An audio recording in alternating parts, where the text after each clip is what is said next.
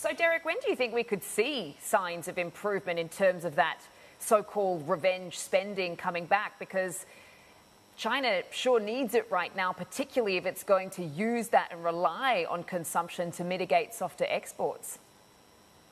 Right, that's a good point. I'm not sure China will end up relying on consumption because, as we all know, the Chinese consumer was battered, not just last year, but for the last 3 years. Chinese households love to save. So there is a question hanging over this idea of revenge spending. I think April is really the time consumers will take cues from the March National People's Congress meetings and the announcements made there. It won't happen, the next day.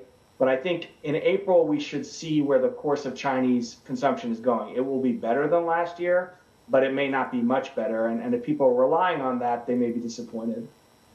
So, Derek, glad you brought up the NPC, which starts officially on Sunday. And, I mean, look, as we all know, a lot of this is rubber stamp. What's going to be interesting, and I want your take on this, is who ends up being the vice premier? Is it going to be Li Qiang?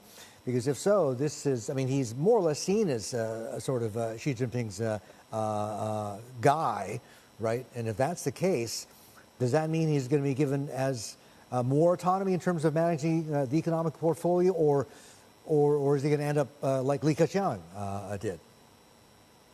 Well, I think the idea that you get more autonomy is because you're Xi Jinping's guy, and that means you do exactly what you're supposed to do. I don't think it means that you're going to get to change the economic direction. We have some signals from Xi himself that there's going to be reorganization, which looks like more party control over government decision making.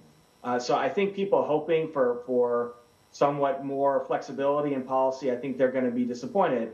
I do think if you think it matters that the government is united, or I think that's going to happen. The government is going to be united, but it's going to be united in following Xi's direction, which we have a good sense of for the past 10 years.